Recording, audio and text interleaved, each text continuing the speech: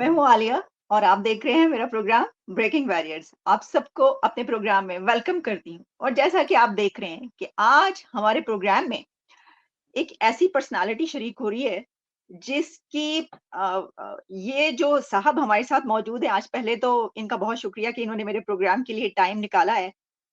लेकिन इनकी पर्सनैलिटी के इतने एंगल्स, इतनी जहते हैं कि मैंने ये देखा, रिसर्च किया कि ये क्या-क्या करते हैं, तो मैंने कहा कि भाई, ये तो बहुत ही कोई भारी भरकम किस्म के इंसान है कि जो बहुत कुछ कर चुके हैं और बहुत कुछ कर रहे हैं। हमारे साथ मौजूद हैं भारत से, इंडिया से, Abhijit Iyer Mitra ji. Thank you so much for joining my show Abhijit ji. Thank you for having me on, Alia ji. Namaste. जी, नमस्कार। Thank you so much. सबसे पहले जैसे मैंने कहा, थैंक यू सो मच कि आपने मेरे प्रोग्राम के लिए टाइम निकाला। मैं अ, पहले तो आपसे ये जानना चाहूँगी कि आपने ऑस्ट्रेलिया से लेकर चाइना तक, चाइना से लेकर कोरिया तक और यूएसएसआर तक और तालिबान के इंटरव्यूज़ तक, इतने कंट्रीज़ में आपने बहुत सा काम कर डाला है। तो क्या आप ये जिस थिंक टैंक के लिए काम करते हैं, जो कि हमें नज़र आ रहा है, इसी सिलसिले में आप रहे या आपका इस बारे में अगर थोड़ा-सा हमें हमारे व्यूअर्स को, क्योंकि मेरे प्रोग्राम में आप फर्स्ट टाइम आ रहे हैं, अगर आप कुछ बताना चाहें, फिर मैं अपने पहले सवाल की तरफ बढ़ूँगी। ठीक, तो मैं आईपीसीएस में काम करता हूँ, institute of peace and conflict studies. इससे पहले मैं ओआरएफ में काम करता था, ऑब्जर्वर रिसर्च फाउंडेशन। और इधर क्या होता है कि थिंक टैंक्स में ज्यादा इधर पैसा नहीं मिलता है रिसर्च करने के लिए। मोस्ट ऑफ द पैसा इवेंट्स के लिए मिलता है कि आप इवेंट्स करो। और न्यूज़पेपर्स भी इधर, न्यूज़पेपर्स भी अपना कारोबार इवेंट करके ही चलाते हैं, क्योंकि न्यूज़पेपर सेल्स, इंटरनेट एज में तो न्यूज़पेपर का सेल्स ही नहीं होता है ना। आप ऑनलाइन जाके देख लो, सब कुछ मिल जाता है। सो एवरीथिंग इवेंट के बेसिस पे होता है। तो मैं क्या करता हूँ हमेशा, जब से मैं छोटा था मैं बहुत ट्रैवल करता था। सोवियत संघ में थोड़ा पला पोसा था, फिर वियना में, ऑस्ट्रिया में थोड़ा पला पोसा था, और फिर कश्मीर में थोड़ा पला पोसा था। और तो जब जब से मैं बच्चा था, ये घूमने का मेरा बहुत शौक है। क्योंकि मेरी मम्मी पापा मानते थे कि एक हफ्ते का घूमना 1 साल के एजुकेशन के बराबर है। यानी कि असली घूमना, ये टूरिज्म पैकेज जो लेके जाते हैं ना, हमारे गुजराती टूरिस्ट जाते हैं, वो स्विट्जरलैंड भी जाके उनको ढोकला थेपला ही खाना है। तो वैसे, या इंडियन टूर ग्रुप जहां भी जाते हैं उनको बटर चिकन चाहिए, दाल मखनी चाहिए, नान रोटी चाहिए। भाई कहीं जाओगे तो उनका भी तो थोड़ा खाना खा लो यार।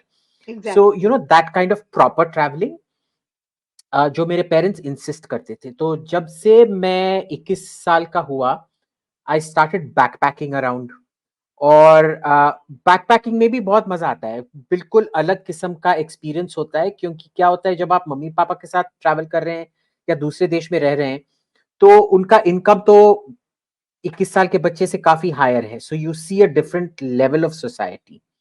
और जब आप 21 साल पे बैकपैकिंग करके हर जगह इकोनॉमी क्लास में जा रहे हैं, बैकपैकर हॉस्टल में रह रहे हैं, तो एक उसी देश का बिल्कुल अंदाज टोटली डिफरेंट हो जाता है। हुँ, तो अच्छा। 10 साल के लिए बहुत बैकपैकिंग किया। फिर जब 32 33 का उम्र आ गया ना, और फाइनेंशियली स्टेबल हो गया, तब मैं लाइक, भाई, business class ticket and 5 star hotel only, otherwise I am not travelling around. पर उसमें भी कभी कभार मजा आता है। जैसे जब नॉर्थ कोरिया गया, उधर आप 5 स्टार और 1 स्टार के बीच में डिफरेंस नहीं बोल सकते हो, सब कुछ एक ही होता है। ठीक है ना।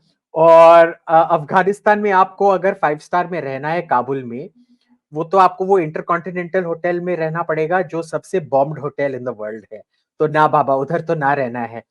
तो you live in guest houses and things like that, and you travel around talking to people, hmm, लोगों से। ये मैंने देखा है दिल्ली में, क्योंकि हर चीज सॉर्ट ऑफ इवेंट ओरिएंटेड है।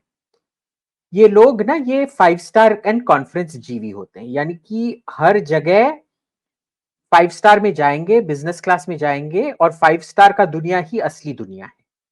अब आप बता दीजिए, पाकिस्तान में अगर आप कोई पता नहीं क्या सेरेना होटल में रह रहे हैं या कहीं पर भी, उधर का और एवरेज पाकिस्तानी का जिंदगी तो एकदम डिफरेंट है ना। तो बिल्कुल। आपको पाकिस्तान कैसे एक 5 स्टार होटल के लॉबी में बैठ के आप समझ पा रहे हो, या नहीं, कॉन्फ्रेंस रूम में बैठ के हाँ, समझ पा रहे हो? You won't. नहीं। सो आई ऑलवेज प्रायोरिटाइज कि भाई फर्स्ट प्राइमरी रिसर्च करो, क्योंकि प्राइमरी रिसर्च हमेशा उसमें गोल्ड, इट्स ऑलवेज गोल्ड। ये सेकेंडरी रिसर्च दूसरों को पढ़ना, दूसरे लोग अलग चीजें पकड़ते होंगे, आप कोई और अलग एंगल पकड़ते होंगे, उसी सेंटेंस में you will read a different meaning than the other guy would have read a different meaning. तो यू नो आई बिन, मैं हमेशा साल में 2 वेकेशन करता हूँ।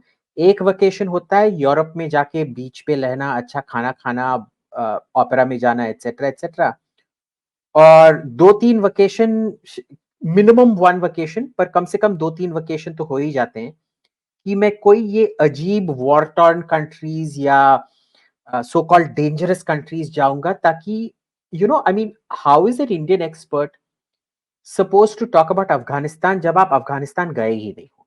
इधर मैंने दिल्ली में ऐसे एक भी अफगान एक्सपर्ट नहीं है जो एक्चुअल में जाके घोर, गजनी, हेरठ, कंदाहार जाके लोगों से मिल चुका है। सब काबुल गए, फिर वो इंटरकॉन्टिनेंटल होटल में रहे, फिर इंटरकॉन्टिनेंटल होटल से मजारी शरीफ गए, उधर मजार देख लिया, सिक्योरिटी कॉर्डन जब था, और वापस आ गए। तो आपने लोगों से कहां बात किया है? आपने कहां जाके वहां एक मजारी शरीफ के बाहर जब आप बल्ख जा रहे होते हैं, बल्ख वाज वेयर अलेक्जेंडर की बीबी रॉक्सान पैदा हुई थी, और जो जोरोएस्ट्रियनिज्म के फाउंडर हैं जोरोएस्टर, वो भी उधर पैदा हुए थे।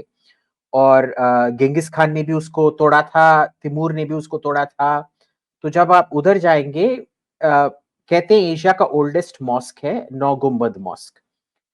तो उसका जो केयर टेकर है, उसने अपने पूरे फैमिली वो सिविल वॉर में खो दिया था, उसके साथ बैठ के काफी सारा अफीम फूंका मैंने।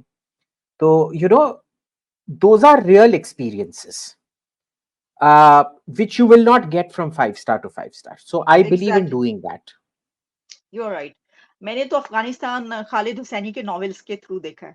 काइट जैसे रनर और is थाउज़ेंड्स अफीम, स्प्लेंडेड सन्स। हाँ, is अफीम the same as hashish? I don't know. We smoked hashish with that guy, the caretaker of the mosque. But अच्छा, I've read those novels.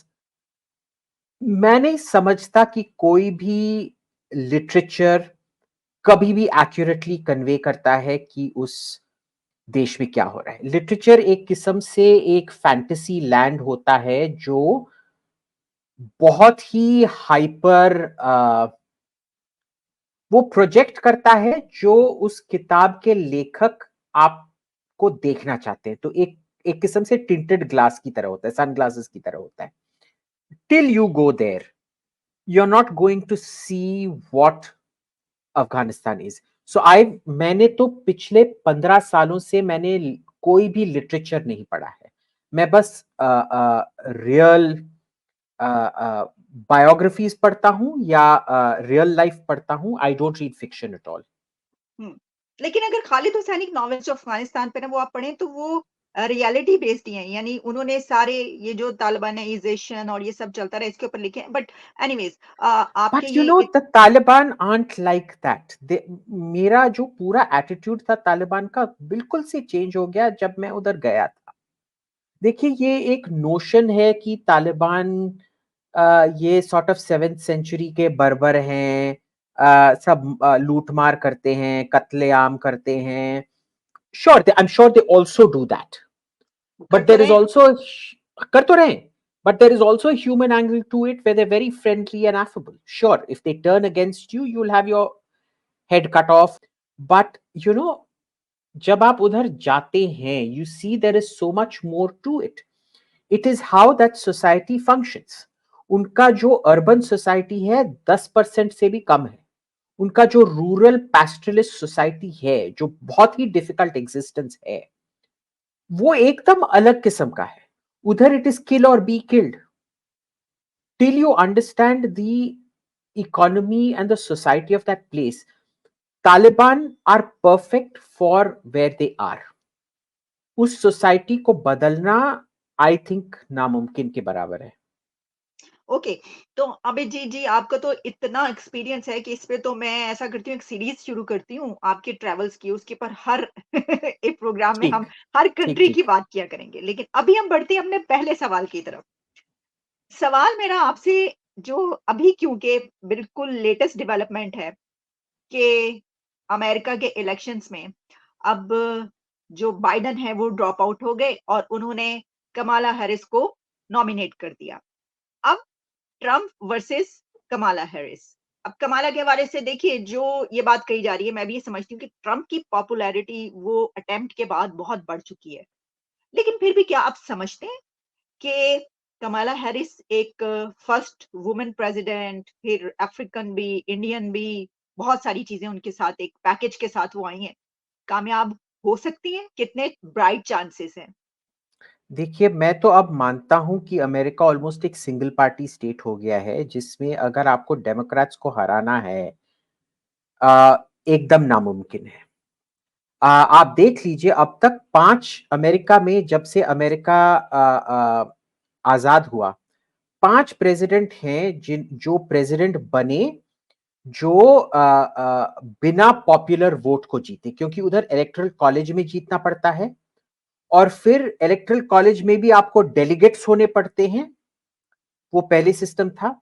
तो क्या था कि 1800s में there were 3 elections. I think the most infamous was 1824 का election, John Quincy Adams versus I forget who, जहां John Quincy Adams ने electoral college भी हारा, पॉपुलर वोट भी हारा और फिर भी इलेक्शन जीत गए।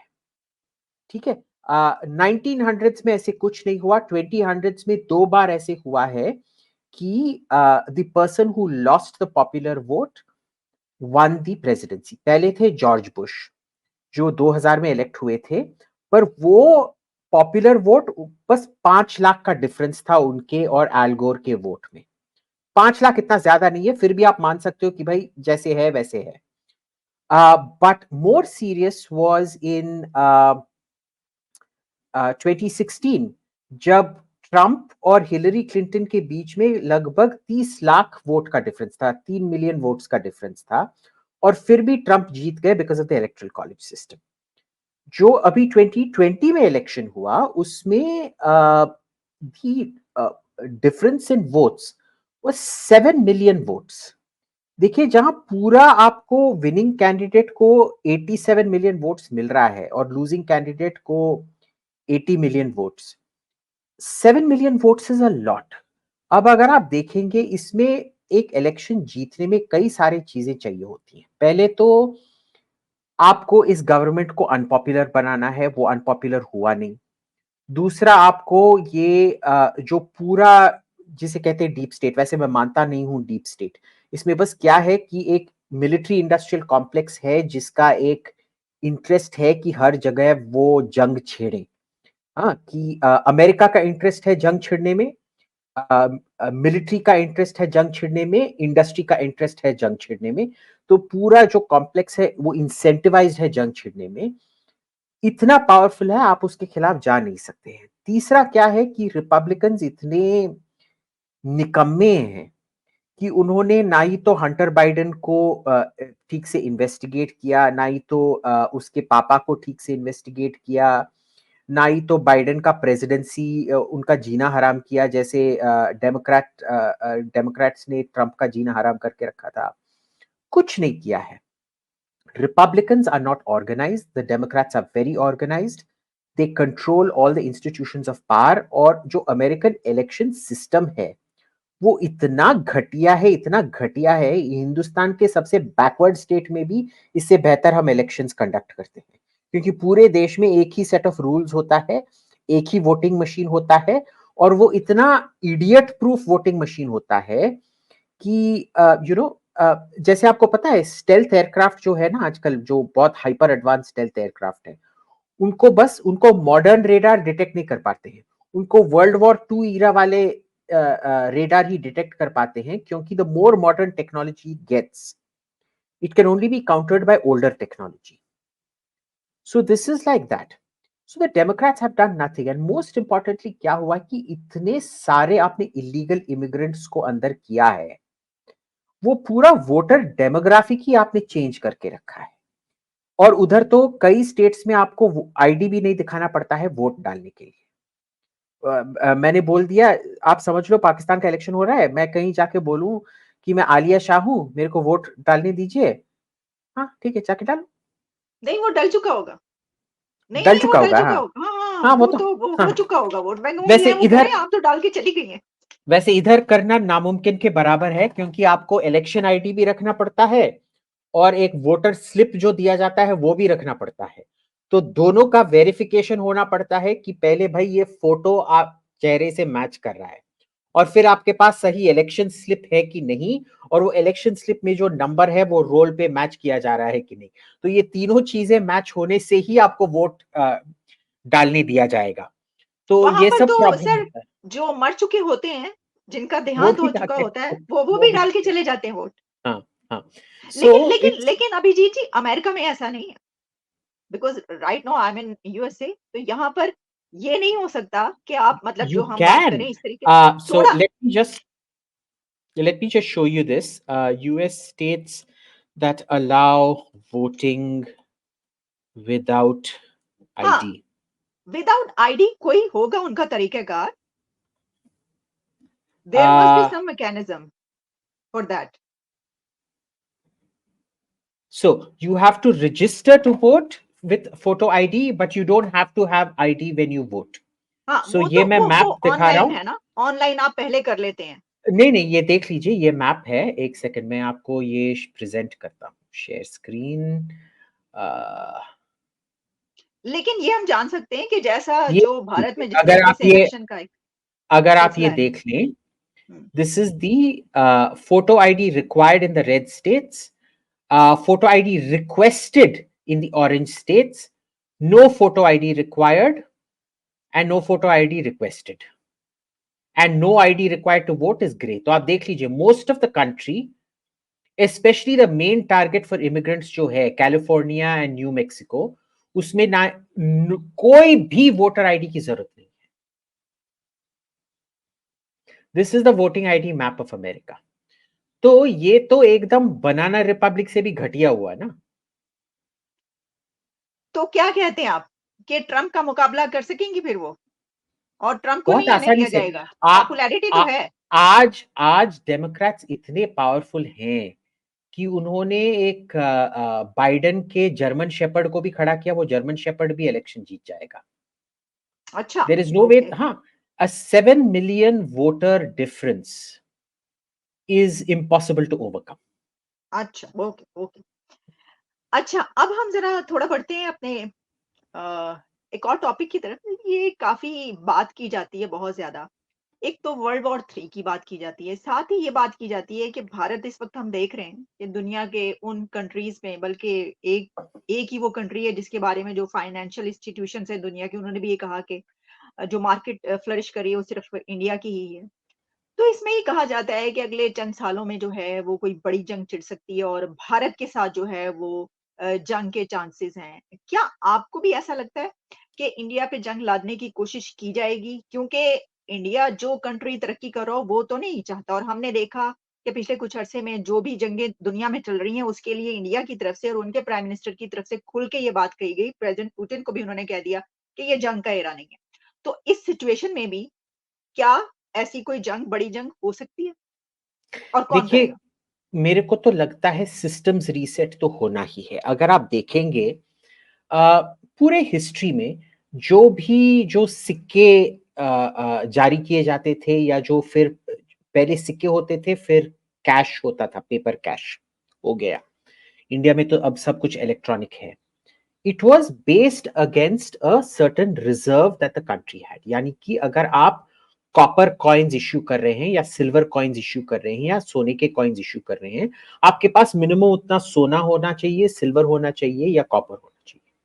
हुँ, फिर जो कैश, पेपर कैश निकला, उसमें से you had to have a gold reserve and a precious metal, so gold silver reserve, जिसके अगेंस्ट आपके पास 30 टन सोना है, 30 टन का वैल्यू से 20,000 करोड़ है, आप टोटल में 20,000 करोड़ का ही छाप सकते हैं। अगर आपने ज्यादा छापा तो ईच वैल्यू, 1 रुपए का वैल्यू 1 रुपए नहीं रहेगा, 50 पैसे हो जाएगा, which is called devaluing the currency, debasing the currency. आजकल क्या है कि there is no pegging to gold और सिल्वर और एनीथिंग टैंजिबल। आजकल एक देश का वायबिलिटी उसके डेट पे निर्भर है, यानी कि आप कितने कर्जदार बने हो, आपका उतना ही पावर है। यानी कि आपका जो पावर है वो थ्रेटन करने का है। पहले आलिया जी मेरे से डरती थी क्योंकि मेरे पास पता नहीं 5 बार सोने के थे, ठीक है?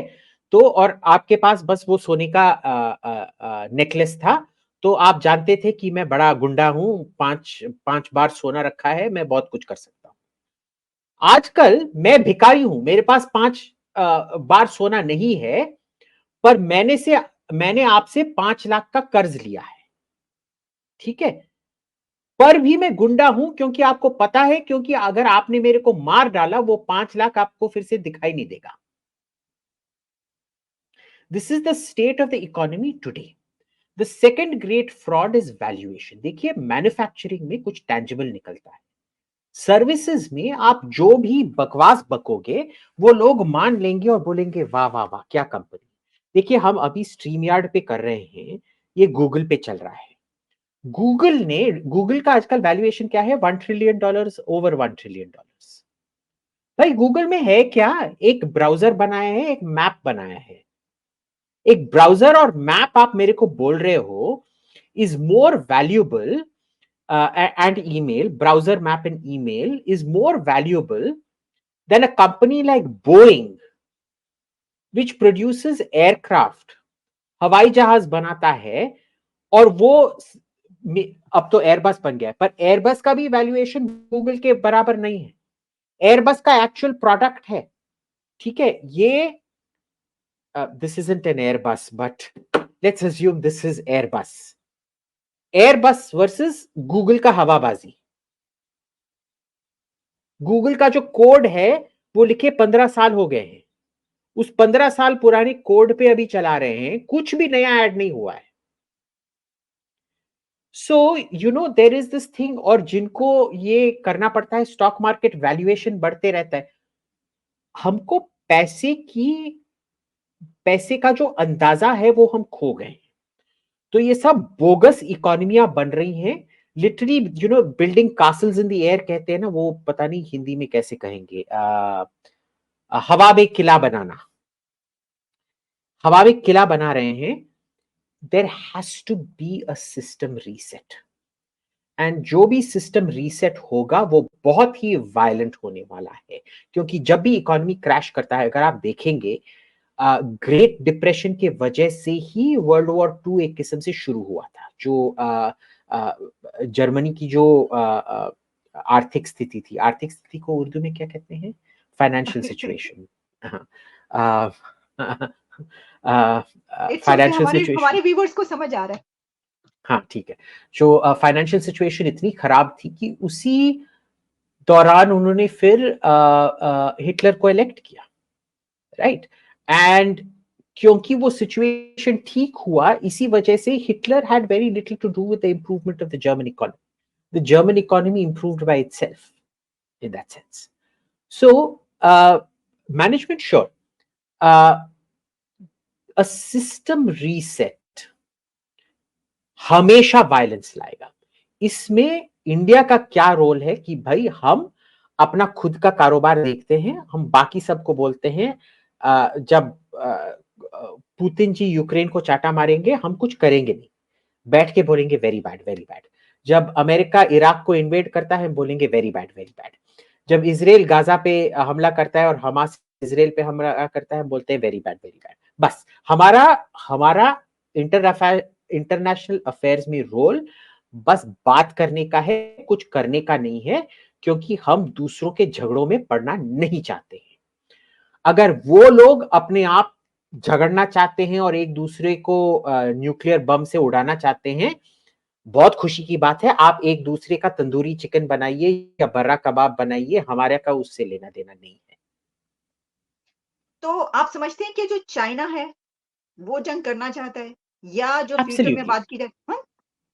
देखिए, चाइना बहुत ही मैं ये नहीं मानता हूं कि रूस जंग करना चाहता था।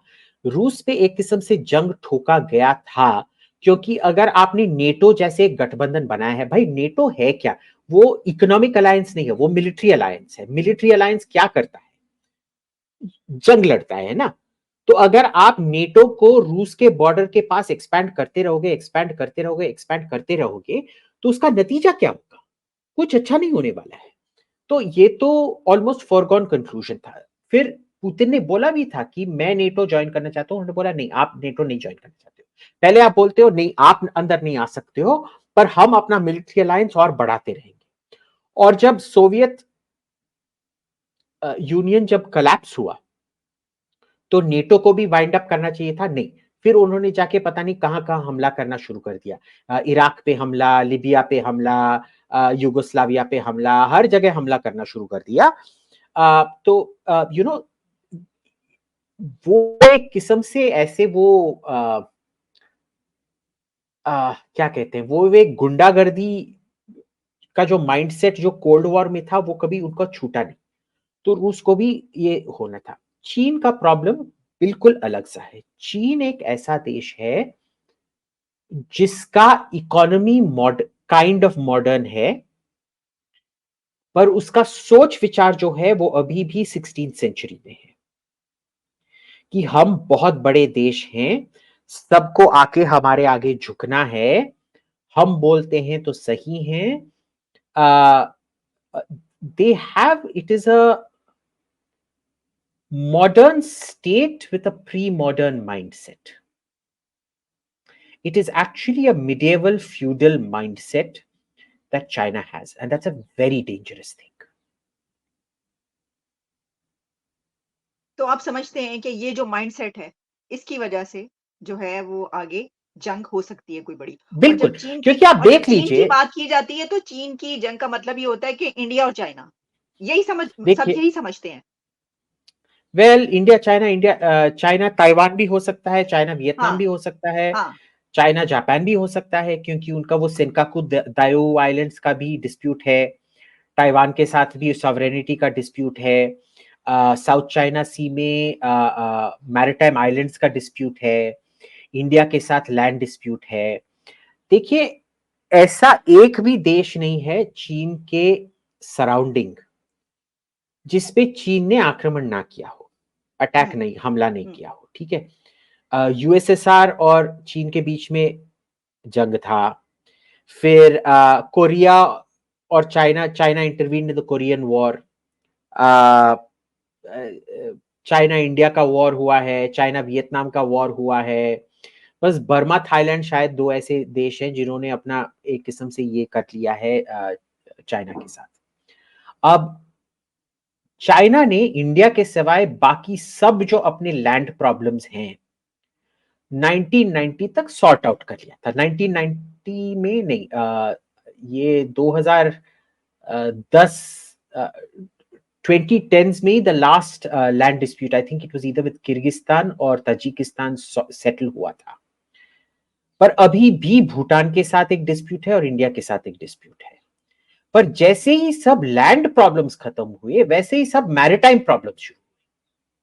और अगर आप चाइना का मैरिटाइम मैप्स देखेंगे, आप मैं अगर वो मैप्स में आपको दिखाऊंगा ना, आप मेरे को बोलोगे अभिजीत भाई तू क्या थोड़ा शिकित्सो है क्या, थोड़े दारू पी के रखा है तूने, कि ये क्या मैप है, ये बच्चे भी इससे बेहतर मैप बना देते हैं। These are maps from the Ming dynasty, 400 साल से भी पुराने। जब मैप कार्टोग्राफी में जो मैप मेकिंग का जो स्किल होता है, उसमें तब तक ये ठीक से ये प्रोजेक्शन करने का ये नहीं था लैटिट्यूड लॉन्गिट्यूड पे। तो कुछ भी हो सकता है और वो बोलेंगे नहीं ये हमारा था, वो हमारा था। So what was a land projection has now become a sea projection. China never stops demanding things from other people. ठीक है। Now I know Pakistanis think this will apply to India. India does not. क्योंकि देखिए हमारे इधर से हम पाकिस्तान के बारे में बात ही नहीं करते। वी आर लाइक भाई तू क्या है भाई, छोड़ हमको, हमको ना ही तो तेरे से बात करनी है, ना ही तो तेरे को देखना है, ना ही तो तेरे गाने सुनने हैं, ना ही तो तेरे टीवी प्रोग्राम्स देखने हैं, ना ही तो तेरा खाना खाना है, भाड़ में जाओ। पाकिस्तान ऐसा है, नहीं नहीं नहीं, हिंदुस्तान हमारे से कितना डरता है, आके हमारे से हम पे हमला करना चाहता है, हमारी पेशावरी कढ़ाई खाना चाहता है, हमारा नमकीन रोश हमसे छीनना चाहता है, हमारा कराची बिरयानी वो कल्चरल अप्रोप्रिएशन करना चाहता है, हमारे को तबाह करना चाहता है, एटसेट्रा एटसेट्रा। पाकिस्तान का ये वहम है। India is like, sorry to use the word, but India kind of sees Pakistan की भाई। मैं इससे एग्री करती हूँ कि भारत के सामने तो अब पाकिस्तान की कोई है ही नहीं ऐसे, तो उसको जरूरत ही नहीं है। भारत को तो ना जरूरत है कुछ भी कहने की, ना अच्छा ना बुरा। हाँ, तो ये बात, सो हाँ ये सो बात मैं यू नो मानती we don't we just want to get on with life. हूँ। अगर हमको कुछ चाहिए होता, हमने बांग्लादेश से ले लिया होता ना। बांग्लादेश और हमारे बीच में कितना पावर डिफरेंशियल था, हम बांग्लादेश को भी रख सकते थे ना। So we just want to get on with life and move on. हमारे अंदर काफी सारे प्रॉब्लम्स हैं, हमको ये बाहर के प्रॉब्लम्स नहीं चाहिए। China is not like that. We need to realise कि चाइना बहुत ही डिफरेंट है कोई भी दूसरे देश से। रूस से भी डिफरेंट है, नॉर्थ कोरिया से भी डिफरेंट है। नॉर्थ कोरिया बहुत लिमिटेड मीन्स रखता है, उसके रीजनिंग बहुत आसान है समझने के लिए। देखिए, नॉर्थ कोरिया एशिया का दूसरा सबसे एडवांस स्टेट था 1979 तक। लोगों को याद नहीं है कि आज जो दुनिया का सबसे गरीब देश माना जाता है नॉर्थ कोरिया, वो 1979 तक एशिया का दूसरा सबसे अमीर देश था जापान के बाद। उन दिनों में साउथ कोरिया को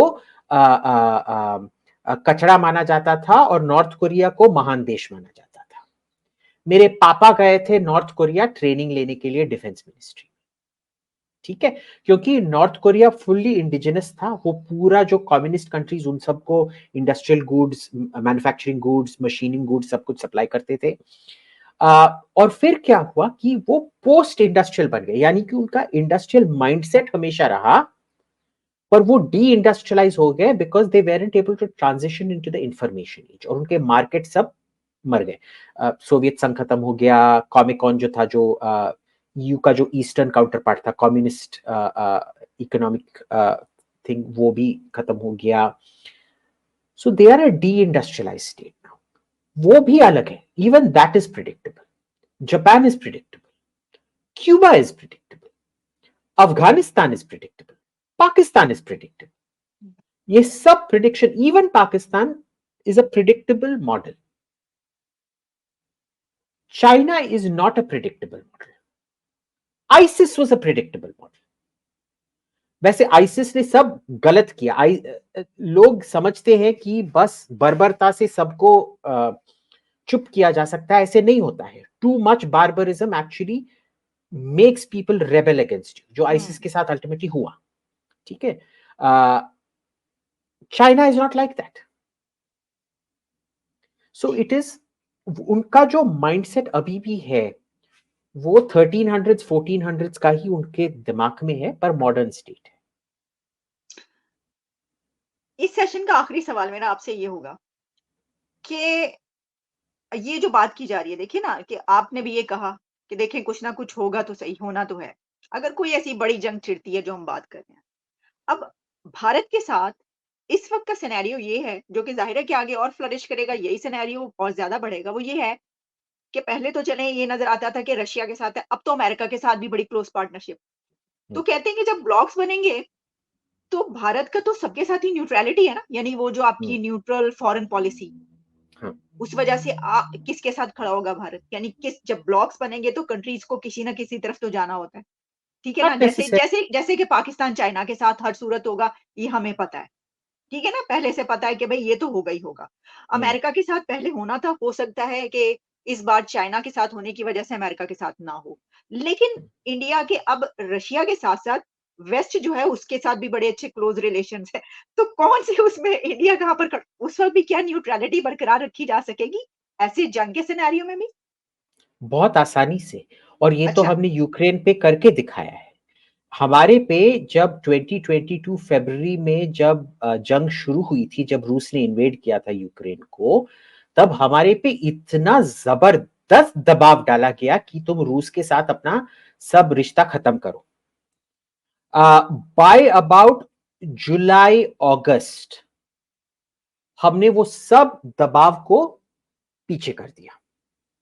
By September, October, Europeans were coming and thanking us, saying, चलो तुम्हारी वजह से कम ऑयल मार्केट्स और गैस मार्केट्स तो स्टेबलाइज हो गए। द थिंग इज, जब कोई जंग छिड़ता है ना, पहले 3-4 महीने में वो गुस्सा बहुत ज्यादा होता है कि जो मैं बोलूंगा वही करो। उसके बाद प्रेशर पीछे होना शुरू कर देता है। आप देखिए पूरे वर्ल्ड वॉर 2 में स्विट्जरलैंड और स्वीडन एकदम न्यूट्रल रहे, और जो नॉर्वे फिनलैंड जो दोनों इन्वेड हुए, रूस ने फिनलैंड को इन्वेड किया था, जर्मनी ने नॉर्वे को इन्वेड किया था, स्वीडन बिल्कुल उसके बीच में था, फिर भी एकदम न्यूट्रल रहा। स्विट्जरलैंड के अराउंड सब कंट्रीज इन्वेड हुए थे, ऑस्ट्रिया इन्वेड हुआ था, फ्रांस इन्वेड हुआ था, युगोस्लाविया इन्वेड हुआ था, हंगरी इन्वेड हुआ था, चेकोस्लोवाकिया इन्वेड हुआ था, स्विट्जरलैंड एकदम न्यूट्रल रहा। उस टाइम बहुत मुश्किल था न्यूट्रल रहना, क्योंकि पूरा दुनिया इंपीरियल पोजेशंस थे, सब के सब या तो फ्रांस के नीचे थे, या स्पेन के नीचे थे, या ब्रिटानिया के नीचे थे, या किसी और के नीचे थे। तो सबको डिक्लेयर करना पड़ा वॉर। उस वॉर में भी अगर आप देखेंगे, साउथ अमेरिका बिल्कुल लास्ट में वॉर डिक्लेयर करते हैं, जब सबको पता है जर्मनी वॉर हारने वाला है, तब जाके जो साउथ अमेरिकन कंट्रीज हैं, ब्राजील, अर्जेंटीना, चिले, तब ये जाके वॉर डिक्लेयर करते हैं, हाँ हाँ हमने भी वॉर डिक्लेयर किया। ठीक है, इस जमाने में जहां कोई भी किसी का गुलाम नहीं है, जो ब्लॉक्स का जो वॉर होता है, ये मैक्सिमम रूस और चीन और नॉर्दर्न यूरोप प्लस अमेरिका के बीच में होगा। जो छोटे मोटे इधर उधर हैं, जैसे इजराइल जो वेस्टर्न ब्लॉक में है, ऑस्ट्रेलिया जो वेस्टर्न ब्लॉक में है, क्यूबा जो ईस्टर्न ब्लॉक में है, वेनेजुएला जो ईस्टर्न ब्लॉक में है, मे बी इनके बीच में होगा। But the rest of the world can stay out of it very comfortably. That does not mean it won't be a destructive war. That does not mean it will be very dangerous or it will be easy staying neutral. But you can. तो क्या इस decade के खत्म होते होते या next decade कब देख रहे हैं आप? मैं तो अगले 10 से भी कम 6-7 साल में देख रहा हूँ मैक्सिमम। देख रहे हैं? 6-7 साल। और इसमें भी मैं एक चीज बोलना चाहता हूँ, अभी हमारे पिछले महीने ही जून में हम बैंकॉक में वॉर गेम्स हम खेले थे। पाकिस्तान से एक डेलीगेशन आया था, हिंदुस्तान का एक डेलीगेशन था, और चीन का एक डेलीगेशन था। उसमें ना चीन जो भी कर रहा था, उसमें पाकिस्तान डेलीगेशन समझ रहा था कि ये चीन हमारे लिए कर रहा है। और जब पूरा वॉर गेम्स के एंड में जो डीब्रीफिंग हुआ, क्योंकि उस वॉर गेम्स में क्या हुआ मैं बताता हूं। चीन ने तो हमारी कह के ली, हिंदुस्तान, ठीक है ना, बुरी तरह से पीटा हमको, पर हिंदुस्तान इन रिटर्न पाकिस्तान को बुरी तरह से पीटा उसमें। और जो सब पाकिस्तानी जर्नल साहब, एडमिरल साहब सब आए थे आपके रिटायर्ड वाले उस वॉर गेम्स में, वो गेम के एंड के डीब्रीफिंग में पूछ रहे थे कि भाई चीन, हमने आपसे ये मांगा था, वो मांगा था, आपने क्यों नहीं दिया? और चीन का टीम का रिएक्शन था, भाई तुम क्या बेवकूफ हो, हमने आपको कुछ भी देने का वादा नहीं किया था, हमारा इंटरेस्ट है, आप क्यों समझते हो कि हमारा इंटरेस्ट और आपका इंटरेस्ट एक ही है?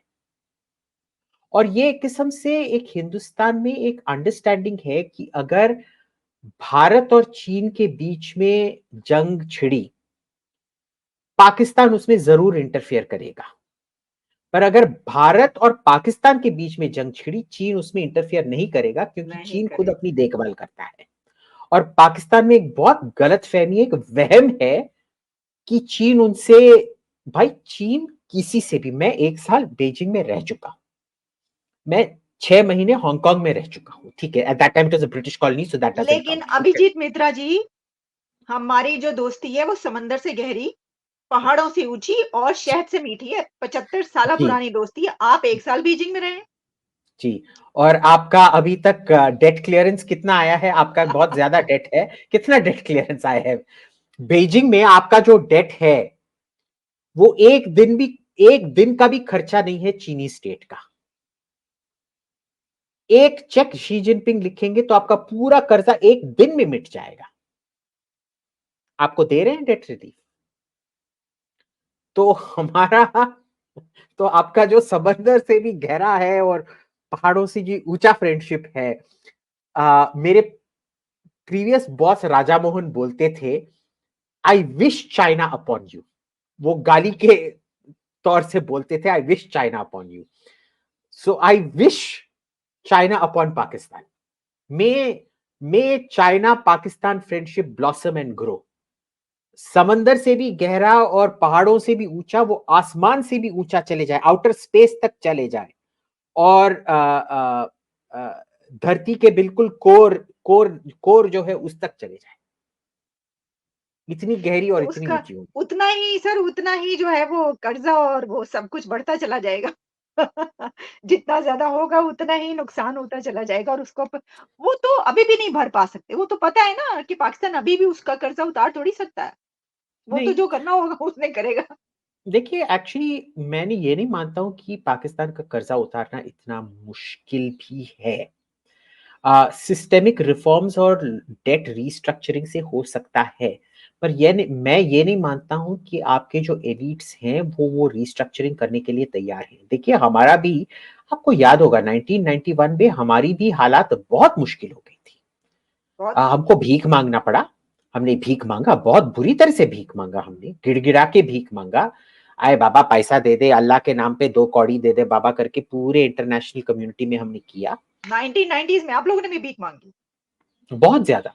And you know people have forgotten this, till the 1990s Pakistan अमीर होता था, हिंदुस्तान गरीब होता था। और 1990 में हमने भीख मांग मांग के अब अपनी हमारी इकोनॉमी बहुत मजबूत करके रखी है। ये चीन के तो हम बराबर हो ही नहीं सकते, वो दूसरी बात है।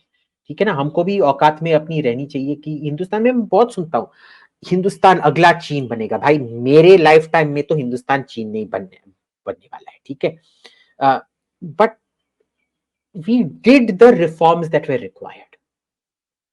आप तो वो रिफॉर्म्स करने के लिए भी तैयार नहीं हो। हुँ, हुँ।